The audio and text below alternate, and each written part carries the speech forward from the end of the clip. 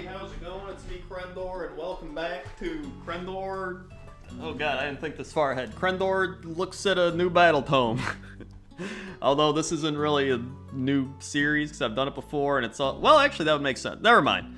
We're going to be looking at the Orruk Warclans Battletome today.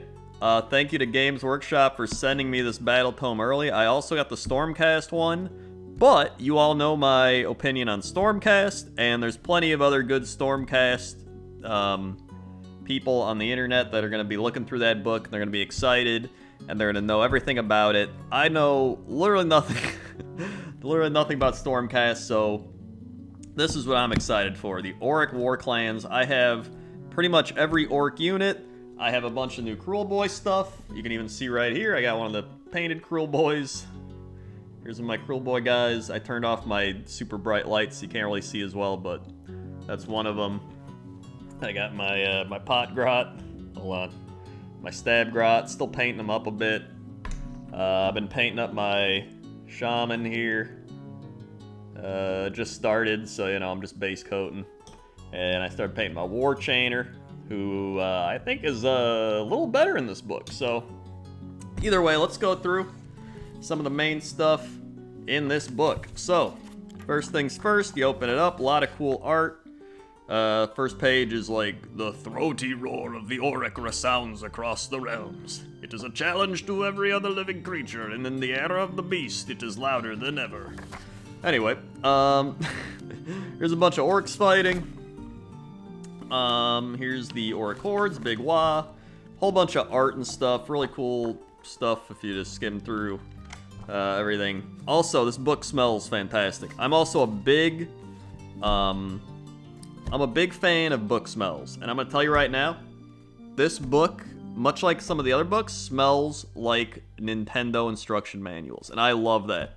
Like, straight up, it's one of my favorite smells. I don't know if it's nostalgia, I don't know if it's just a good smell, maybe it's both, but I love it.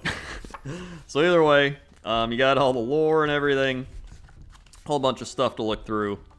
Then you get to the Glory of the Wa. You got some art here, really cool art. You can look through that, and it's got some how to paint stuff, as it usually does. And then we get to bam, bam, bam, the army rules. So if we go here, we got the Cruel Boy battle traits, command traits, artifacts of power. Just taking a look at everything so far, I feel like a lot of people are going to be playing the Big Wa. So let me go over real quick what has changed with the Big Wa. So, I don't remember exactly the old Big Wa, but I was looking at it the other day, so I probably should. So in the old Big Wa, you used to get D6 points if Gordrak was your general. That is not the case anymore now.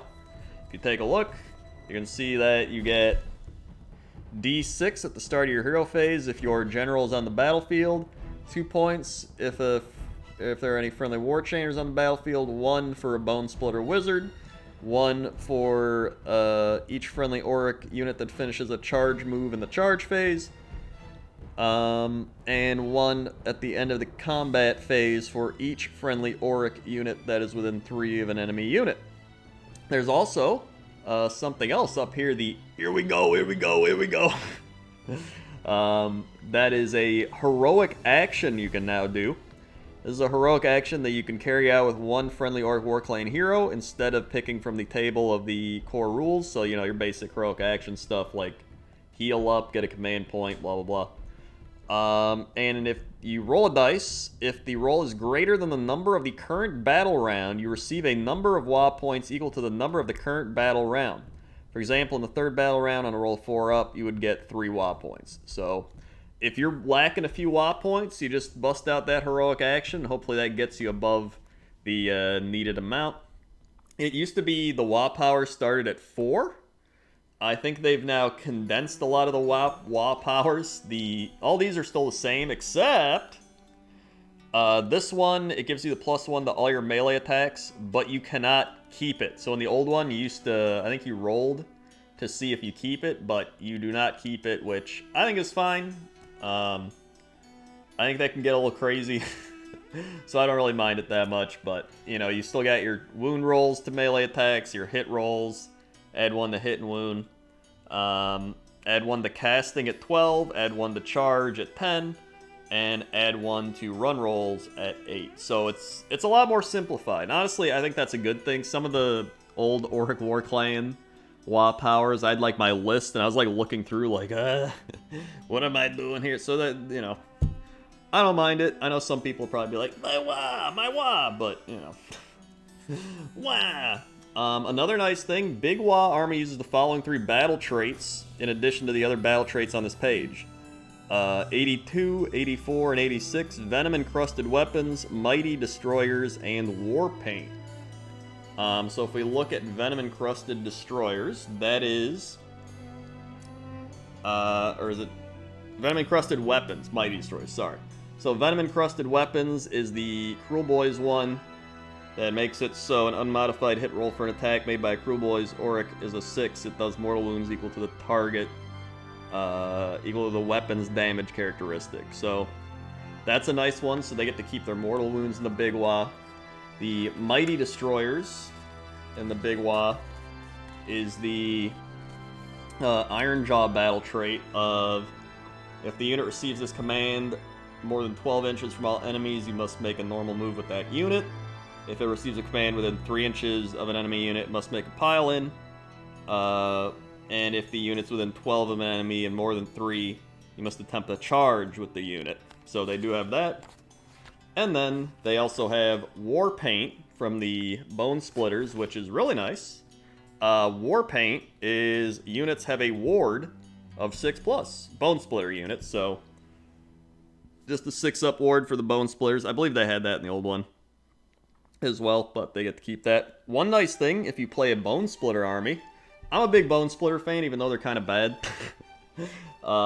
They can do their own little WAs if you're playing like their own factions. So if you look at each one, Cruel Boys WA, you can see once per battle in the combat phase when you pick a friendly Cruel Boy general to fight, you can say they are calling a Cruel Boys WA. If you do, pick 2 other friendly Cruel Boy units wholly within 18 of the general and they have not fought yet in the combat phase, that general and that units you picked can fight one another, or one after the other in the order of your choice. Or they can fight one another if you really want to.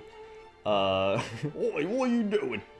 So that's actually really strong. Anything that allows you to go first in combat, especially in the enemy's combat phase, is fantastic.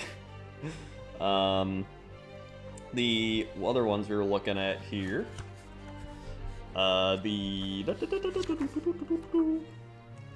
Bonesplitter WA. So, oh wait, did I even look at the Ironjaw WA? There it is. Once per battle, at the start of your charge phase, you can pick a friendly Ironjaw general on the battlefield. Until that end of the turn, add 1 to charge rolls for friendly Ironjaw units and improve Ren characteristic of melee weapons used by Ironjaws by 1.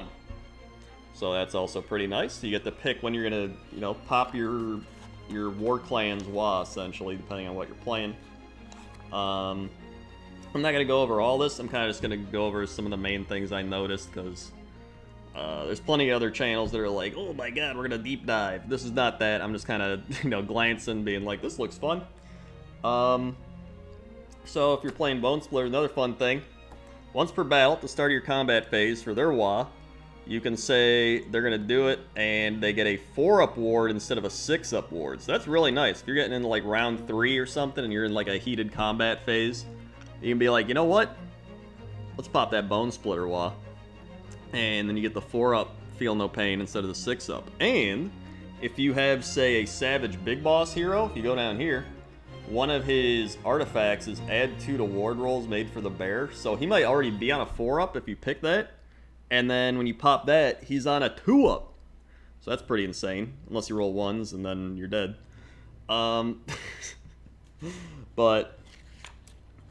So that's a lot of the cool stuff you get there. Mount traits is another big one people are looking into. So regardless of the type of Orruk Warclans army you choose, you can pick one Orruk Warclan hero with a mount in your army to have one of the following mount traits. Toughen, Monsters only, unless this model has a number of wounds allocated to it that exceed half of its wounds characteristic. Use the top row of its damage table regardless of how many wounds it has suffered. So it's pretty good. I do think a lot of these are already in the old book, but once per battle in your hero phase, this model can make a normal move. Monster only, when you carry out the Stomp, Monstrous Rampage with this model, the enemy unit you pick suffers D6 on a 2+ instead of D3. That's pretty nice. Especially because we're going to get into some stuff I'm going to show you. Monster only, when you carry out a Roar, pick all enemy units within 3 inches instead of 1. That could be nice too, make it so people can't all-out defense or something like that. Models a 4-up ward against mortal wounds caused by spells and abilities of endless spells. And subtract 1 from hit rolls for attacks made by melee weapons that target this model if it has not made a charge move in the same turn. It's pretty solid mount traits. Some other fun things I saw here. I want to go back a little bit. So the Cruel Boys, I know a lot of people probably wondering about Cruel Boys. They get some cool dirty tricks if you're playing just a Cruel Boy army. So they get, after players have, well, you get to pick one of these dirty tricks. After the players have received their starting command points, but before the start of the first turn, you pick one of the following dirty tricks to employ during battle. Noisy Racket. Subtract 1 from wound rolls for attacks made by enemy units in the first battle round. Pretty strong.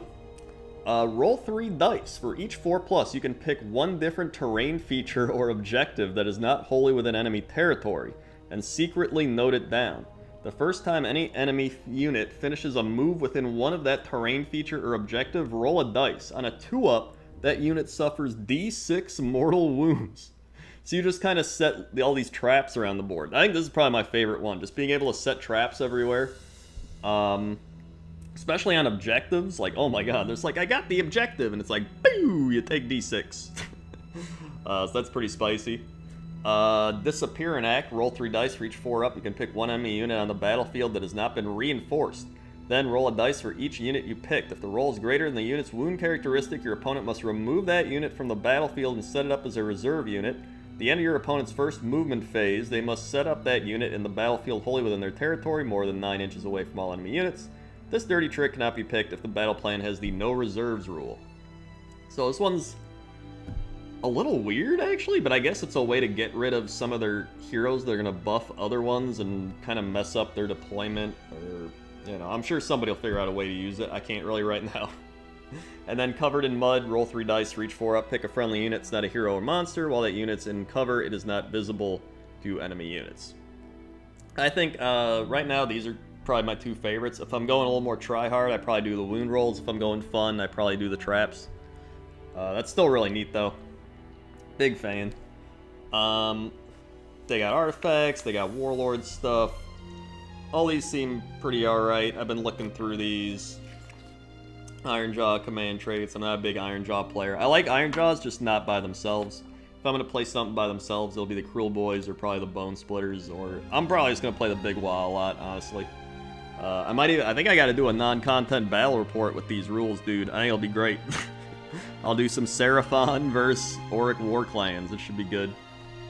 Especially because a lot of the Bonesplitters are monster hunters, so that could make for a really fun game too with all the Thunder Lizards. So let's find. Where's one thing? Oh yeah, they brought back. Where is it? This might be an iron. I'm looking for the spells. Where are my spells?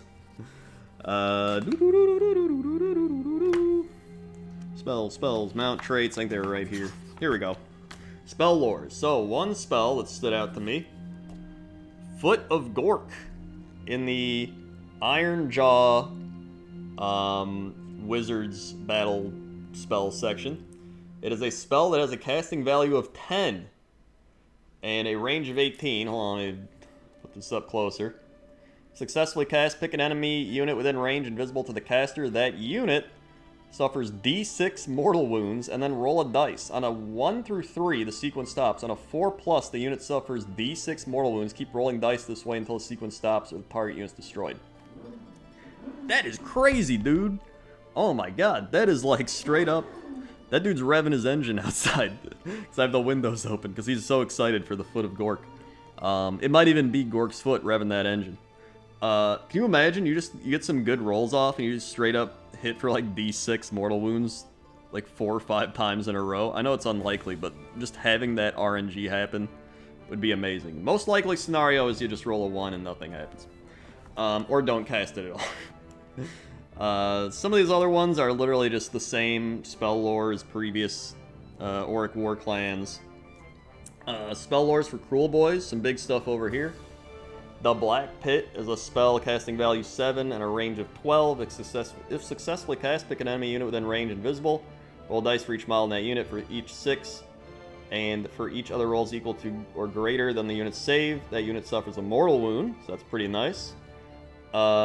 Sneaky Miasma, casting value 6, range 18. Pick a friendly Cruel Boy monster within range invisible to the caster. It can make a normal move. Choking Mist, I believe this one's already been shown off, but it's -1 attack, characteristic of melee weapons to everybody within a 6-inch point, range 24, casting 7, so it's a Choking Mist. And then Nasty Hex, casting value 7, range 12. Pick an enemy unit within range invisible until the end of your turn. Ward rolls cannot be made for models in that unit. That's a big one, especially with so many models now having ward saves, especially good ward saves. So being able to just take that away from them for even just 1 turn is like pretty solid. So let's move on a little bit here. They got all these war clans you can pick from. Cruel Boy war clans. During the first battle round, friendly Grin and Blades units are not visible to enemy models more than 12 inches away from them. So that's pretty nice if you're playing a shooting army and you want to just sit back and be like, hey, you can't see me. Only the best. Add 3 to range characteristic of missile weapons used by friendly Big Yeller Orcs. Big Yeller's Orruk units. And each time a friendly Big Yeller Orruk unit shoots, you can reroll 1 of the hit rolls for the 1 of the attacks made by that unit. Another pretty nice one. And then the Crawly Swarm. When an enemy unit is picked to fight, roll a dice if it is within 3 inches of any friendly Skullbugs units. Add 2 to the roll if the enemy unit is within 3 of any friendly Skullbug monsters. On a roll of 6, subtract 1 from hit rolls for attacks made by the enemy units in that phase. So another thing that makes it harder to be hit. Over on the Ironjawz side, it's pretty much stuff that allows you to charge. So, command ability for Ironjawz allows you to receive command, must be a friendly Iron Suns unit within 12 of an enemy and more than 3 inches from enemy units. Iron Suns unit can attempt to charge. At the end of the Blood Tooths combat phase, the units that fought in that phase can make a pile-in move. In addition, those that fought but are not within 3 inches of enemy units can make a normal move or attempt a charge. So that's pretty fun. And then Violent Fury. Pick 3 different Dachapa Brutes and Ardboys units in any combo. It can be affected by the ability instead of 1 friendly Ironjawz unit. So you can do 3 instead of 1. I'm going to use Violent Fury. Bonesplitters add 1 to the attack characteristic of missile weapons used by Bone, Grin, Savage, Orruk Arrow Boys, which kind of sucks because they already nerfed Arrow Boys. I'll show that. If unmodified, wound roll for attack made with melee weapons by friendly Icebone model is 6. The attack causes number of mortal wounds to the target equal to the weapon's damage characteristic, and this attack sequence ends. That could be a big one if you just play a bunch of Savage Orruks or the Morboys. And then ward rolls cannot be made for wounds and mortal wounds caused by attacks made by friendly Drakfoot. So this one's really nice probably in this edition. Just straight up, like, all your attacks can't be ward saved. Like, that's actually really nice. That might be the one you go if you go Bonesplitters, which I don't know how many people are going to. So now let's kick it over to, well, there's some other stuff here. Oh my god, my voice, man, it's getting roasted. You got some battalions. You got the Cruel Boys Claw. Uh-oh, is my camera dying? Uh-oh.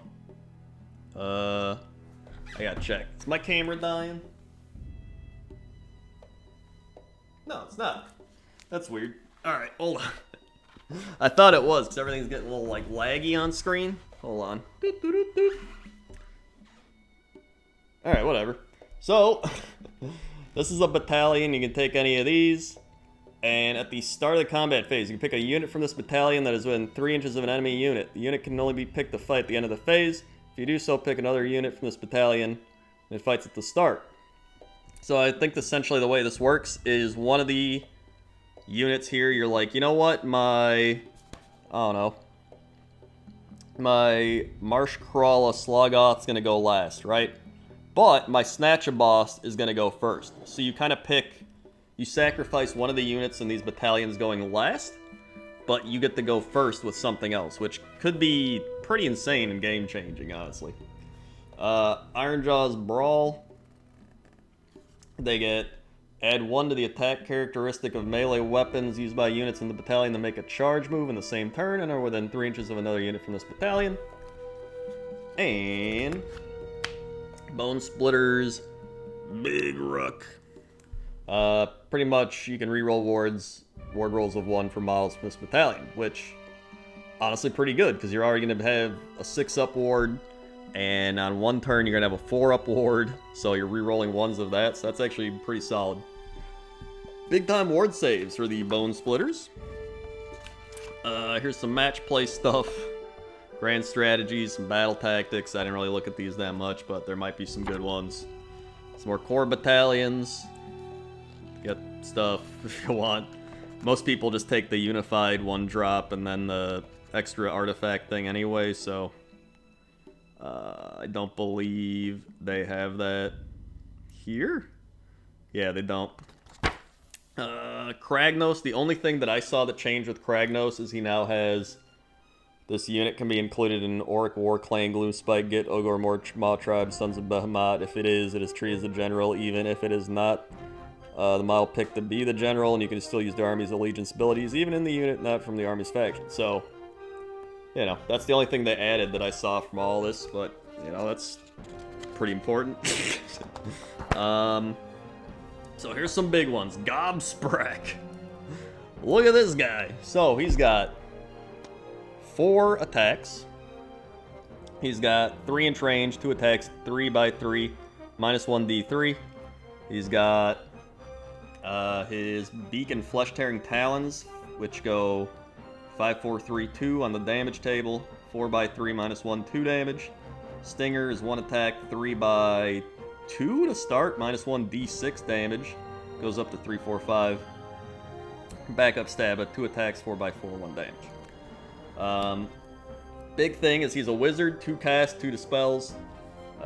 His mount is all the stuff you can see up here. Let's see, model's a ward of 6+. Each time this unit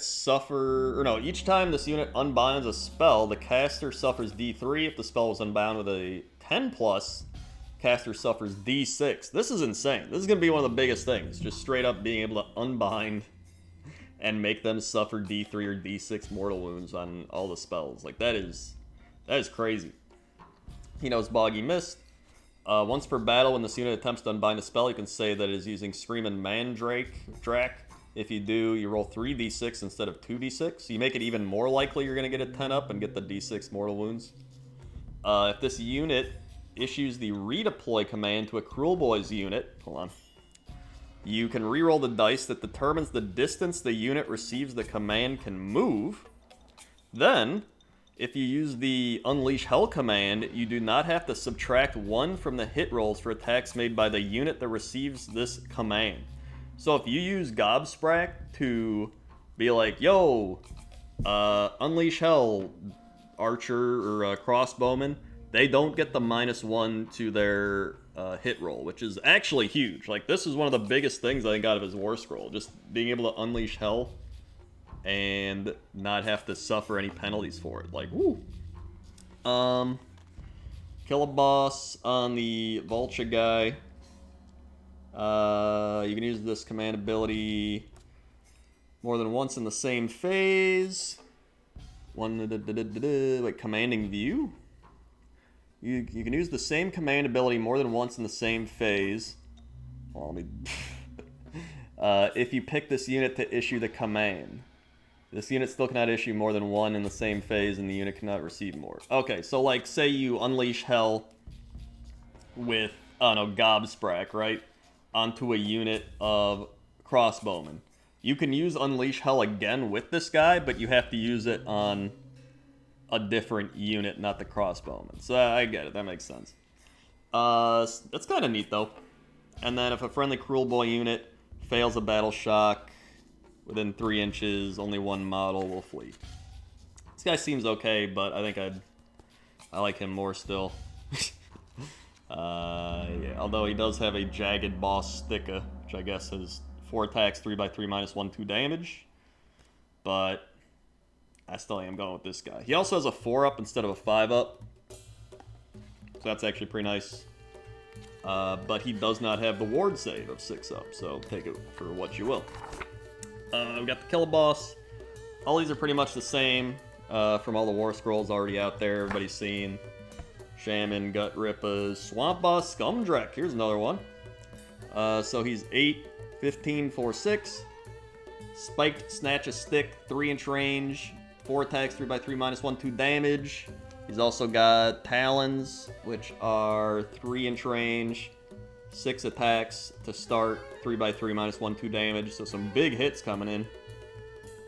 He is not a monster. Or wait. He is a monster. I think there's some others thing that isn't a monster.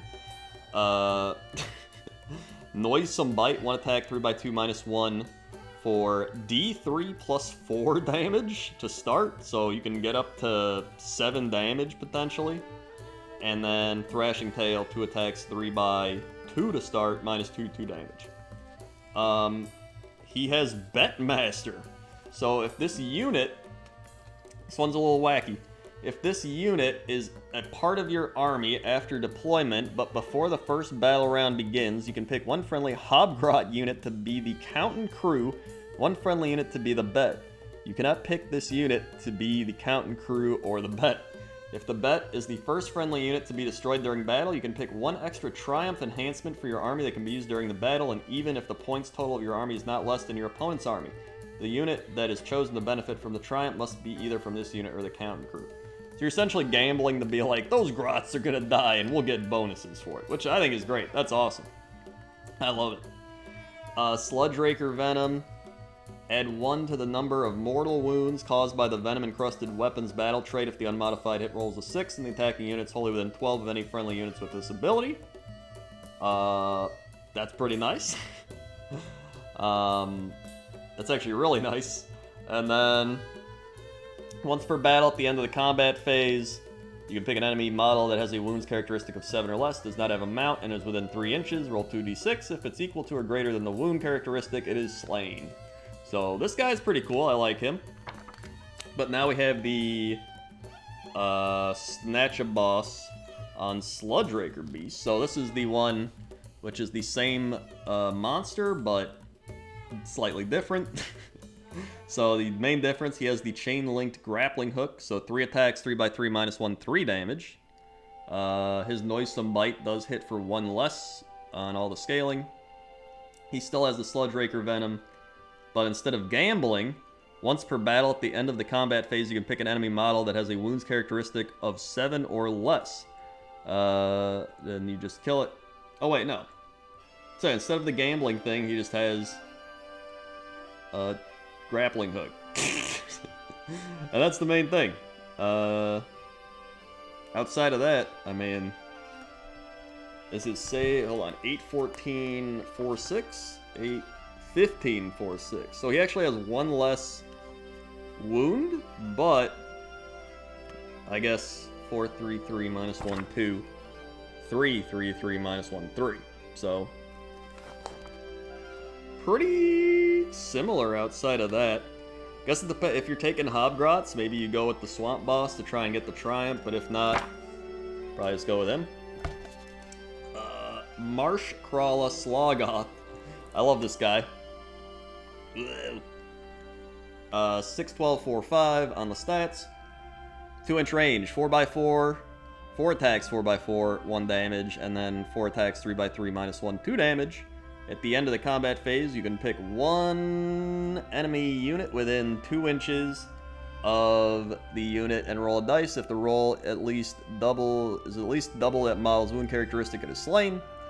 Add 1 to hit rolls for attacks made with melee weapons by friendly units that are wholly within 18 of any friendly units with this ability. That is really strong. Just adding 1 to hit rolls for everything wholly within 18.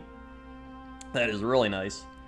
And then in your hero phase, you can roll a dice for this unit. If you do, on a 4-up, heal up D3 wounds. Allocate these to this unit. So, this guy is just more of a buff machine, honestly. Yep. Break a boss. Here's another fun one. So, 5 attacks, 3x3, 2 damage, 4 attacks, 3x3, minus 2, 3 damage. He's 5, 12, 4, 7.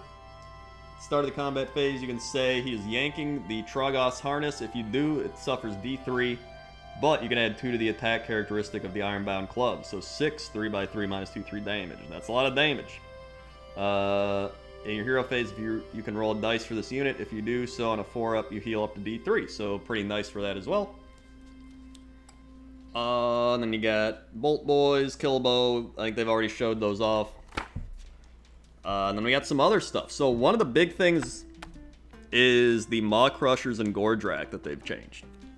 Not a whole lot, but there's little changes. So the Mighty Fists and Tail used to be 2 damage, now it's 3 damage. And it is 9 attacks, 3x3, minus 2, 3 damage. Smasha and Cunnin are both 5 attacks, 2x3, minus 1, 2 damage. You still got the Innard Bursting Roar, 6, 2x3, minus 1, 1 damage. So here's a big one they changed. Destructible Bulk. If you carry out a Stomp Monstrous Rampage with this unit and the enemy unit you pick suffers any mortal wounds, that enemy unit suffers an additional number of mortal wounds equal to the destructive bulk value on this unit's damage table. After all models slain by those mortal wounds have been removed from play, if there are no enemy models within 3 inches of this unit, you can move this unit D6, and then you can carry out another Stomp Rampage with this unit, even though you have already carried out Stomp Monstrous Rampage in this phase. So, that's what I was mentioning earlier. Say you put the D6 Stomp on this guy, right? So he goes up to a unit, and he charges, I don't know, some 5 wound hero, right? And he's like, oh, I'm gonna stomp you. You roll the dice, you get a 2-up, you do, I don't know, 5. You can add, if he's at full health, 4, 3, 2, 1. So you can add 4, so you would do 9 damage. 9 mortal wounds. Boom. You kill him, then you're like, oh, I'm gonna go hit this thing now. So you roll your dice, you just slide a bit over, like, oh, hey. Then maybe you're just like, boom, you roll like a 4 or a 3. Then you add 4 to that, you're already at, boom, 6, 7 more mortal wounds. So, I mean, I love this thing. It's fun. You just keep smashing stuff. So that's pretty neat. I believe Smash and Cunnin are the same.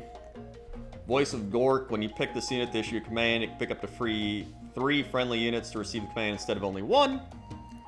At the end of the combat phase, if any models were slain by a wound caused by an attack made by this unit, add 1 to the wound and add 1 to the attack characteristic of the melee weapons, excluding those of its mount.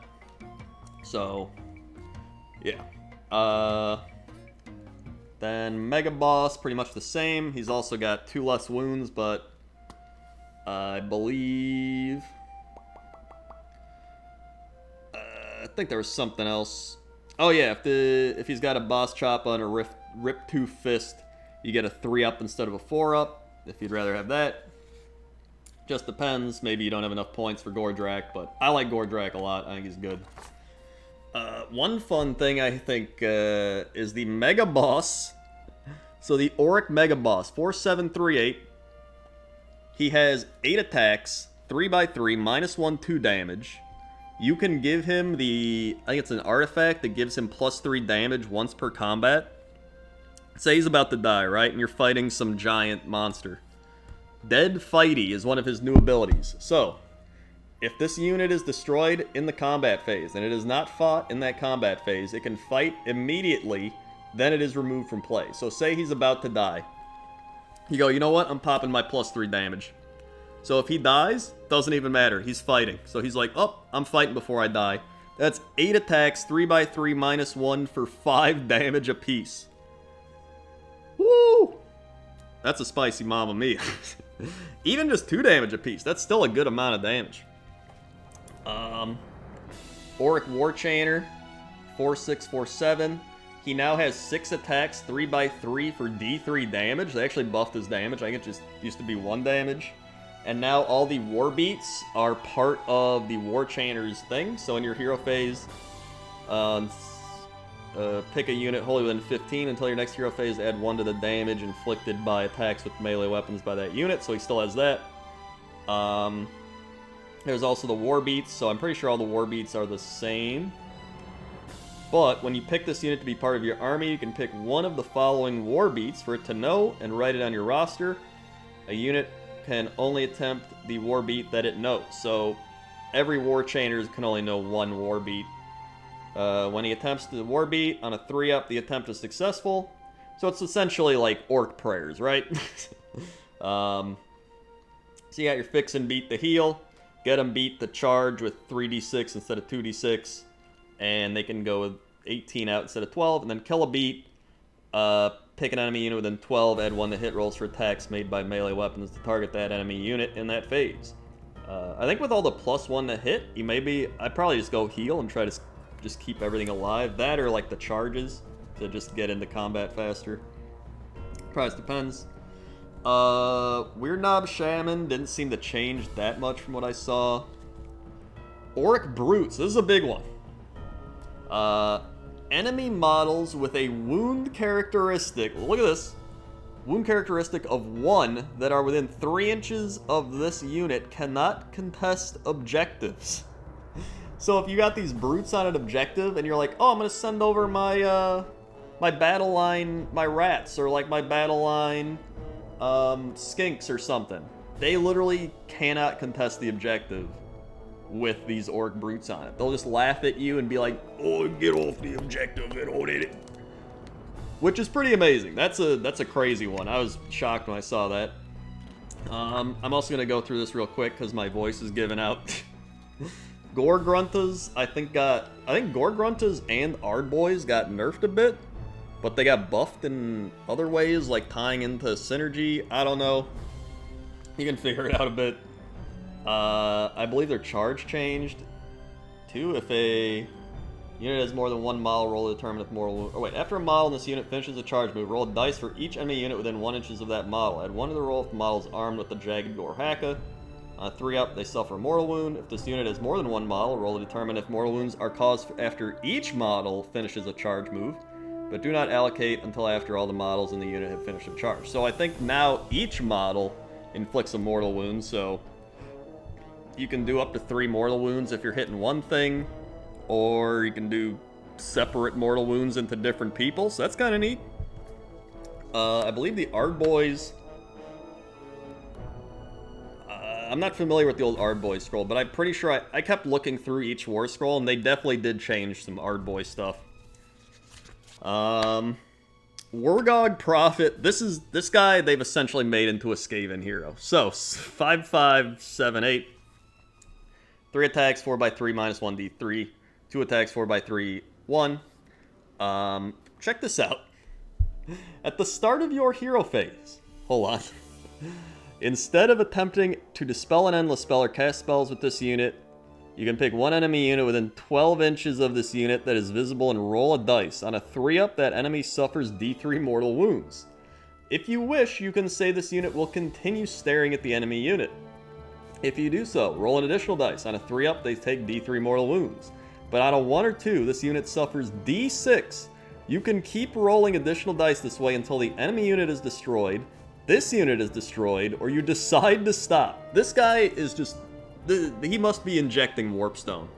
Because this is just straight up like, oh hey, it's you. I'm going to roll until one of us dies. Or I guess you take a bunch of damage or something. But it even says you can keep rolling until the enemy's destroyed, you're destroyed, or you decide to stop. So you can literally just be like, you can go on a mission of like, either I'm dying or you're dying. Here we go. I love that. I want to legit take like a couple Wardog Prophets, go to town on some stuff. So, the Weird Knob, I believe, his biggest thing is he can now add 1 to wounds for rolls made with melee weapons. which is actually pretty nice. You got essentially a wizard on a boar that can give you +1 to wounds. So I think the Weird Knob's actually pretty legit for Bone Splitters.